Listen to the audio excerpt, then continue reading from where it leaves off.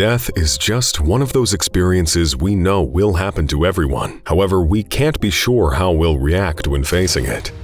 The people in this video had unique interactions with the Grim Reaper. These are people who, in the moment they thought they were dead, uttered some profound and heartbreaking words, giving us a glimpse into the possible final thoughts of other people who have actually died. In these emotionally charged stories, I'm not sure which was better, the words they spoke or the manner in which they all miraculously escaped death. And I can't think of a better story to start this video than that of Jacob Childs.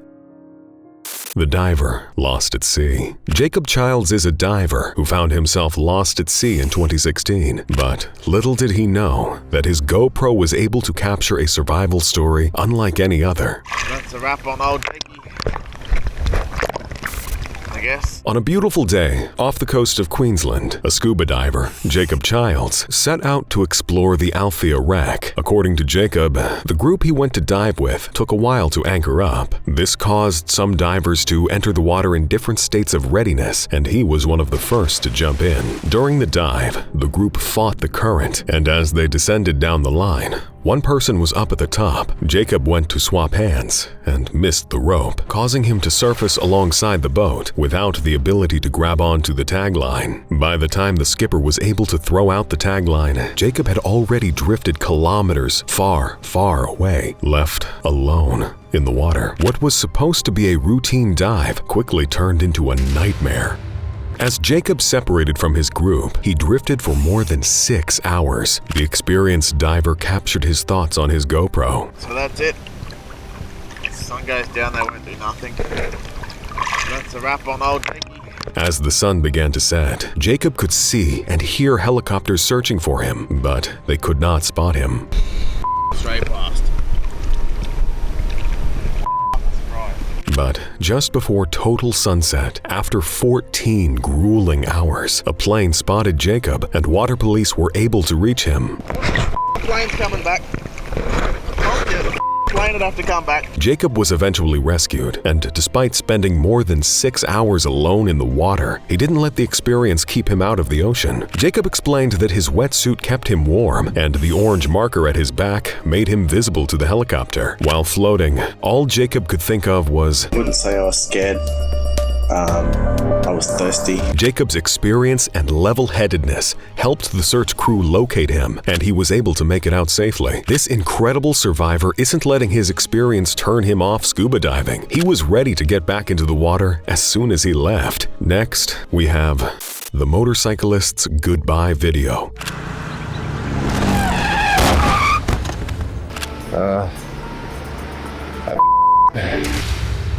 The Dragon, a notorious stretch of U.S. Highway 129 near mile marker 4, is known for its sharp curves and breathtaking views. But for Kevin Diepenbrock and Philip Polito, a ride on the Dragon took a turn for the worse. Kevin and Philip were riding their motorcycles on the fateful day when a collision threw them both more than 100 feet down a rocky embankment. Tragically, Philip was killed in the crash, but Kevin managed to survive despite suffering from 2 punctured lungs, 17 broken ribs, and multiple spinal fractures. As he lay there, he realized he had no cell reception, so he used his phone to record farewell messages to his family. Just want to say I love you guys. Sorry it's being stupid, but you know that's what I do. Love you. Love you, Courtney. Love you, Mom, Dad. These videos were all he could do because, for all he knew, his end had come. As night fell, Kevin lay immobile on the earth, listening to the sounds of the night and fearing for his life. As he lay down in that ravine, beneath the embankment for 30 hours, he was sure that a bear would come get him. 7 o'clock. Gotta use my flashlight to wave somebody down. Kevin recalls the moment when he realized he was hidden from the sight of passing motorists. The whole day went by, and hundreds and hundreds of bikes have gone by, and they sound like they're 50 feet away from you, and there's just nothing you can do. they're just like 50 feet away.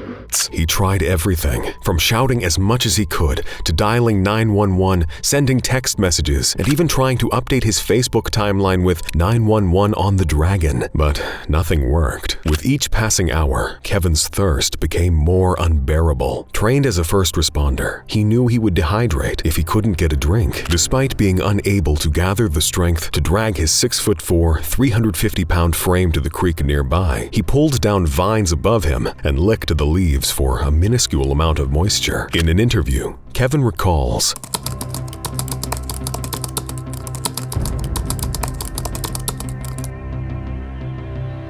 "10% battery. It's 11 o'clock. I love you. Good night. Love you, sweet dreams." I can only imagine what Kevin was feeling in that moment. But just when Kevin thought he was done for, a woman and her date drove by on a motorcycle. They stopped to take a drink, and that was when Kevin thought they must have heard him yelling. At first, they couldn't see him from their vantage point high above the ravine, so they went to a nearby photography shop, 129 Photos, to get help. This was the turning point for Kevin. Somebody to hear me yelling out is truly divine intervention. I can only imagine the relief Kevin felt when the woman and her date returned with Joshua Johnson. Joshua spotted Kevin trying to get his attention and came sliding down the hill to help. Joshua then worked with the Blount County Rescue Squad and other emergency responders to load Kevin onto a back brace and pull him up the hill using ropes and pulleys. Kevin was airlifted to the UT Medical Center, where he was initially listed in critical condition. But with the help of physical therapists, he has since made a full recovery. However, Philip, one of his best friends, had already lost his life. Never forget to tell people you love them. That's all I could think about when I was down there, was that, you never say that enough. You never spend enough time with your parents. You never spend enough time with people that are close to you. This is a story of courage, strength, and the will to survive. A tale of a man who stared the end in its face, but lived to tell the story. Next, a nurse's goodbye selfie. In 2016, a nurse from Minnesota took a farewell selfie after falling down a ravine. This was the selfie. She managed to write a goodbye note to her family, thinking she wouldn't make it. "Mom and Dad, I'm watching and yelling. Nope, it's not. It's something, the end, with a heart." Amber Conehurst, a 25-year-old nurse from Rochester, Minnesota, set out for a quick sunset hike on the Rose Cliffs Trail in Cane Beds, Arizona. Little did she know that the hike would turn into a fight for survival. She quickly lost her way on the summit and fell an estimated 100 feet onto a ledge, crushing her pelvis and fracturing her back in 3 places. She also tore off part of her ear and broke her nose. My back was broken 3 places. My nose is broken. It broke across the top here. My ear had ripped off in the back. She couldn't lay flat on her back because every time she moved, she screamed from the pain. Luckily, Amber was an experienced hiker and had packed a whistle, which she started blowing. There was no cell service, so she later put the phone on airplane mode so she could watch the time. For more than 24 hours, Amber was still lying on the ledge, injured and unable to move. This was when she started writing goodbye letters on her cell phone and took a photo of herself lying on the ledge. I thought, at least if I die today, I've done what makes me happy. But I would feel so bad for my family, and that's what kept going through my head. But Amber's story doesn't end here. Back at the bed and breakfast where Amber had checked in, staff realized her bed had not been slept in and her rental car remained parked out front. The Mojave County Sheriff's Office was contacted and they sent out a search crew. It wasn't until 7 p.m. the following night, about 28 hours after Amber had fallen, that she heard a rescue helicopter up above. When Amber saw the helicopter pass her, she blew her whistle as hard as she could. She knew that if they didn't find her at that moment, they might never see her again. A rescuer was able to rappel down to Amber, who was then hoisted up by the helicopter and taken to Dixie Regional Medical Center in St. George, Utah. Amber underwent surgery to put pins in her tailbone and fix her back. She made a remarkable recovery and still hopes to be able to help out the Animal Society and continue doing what she loves. Amber's story, much like Jacob and Kevin's, is a testament to the power, resilience, and strength of the human spirit and the unwavering will to survive in the face of adversity. Thanks for watching. Click on the videos you see on your screen for more.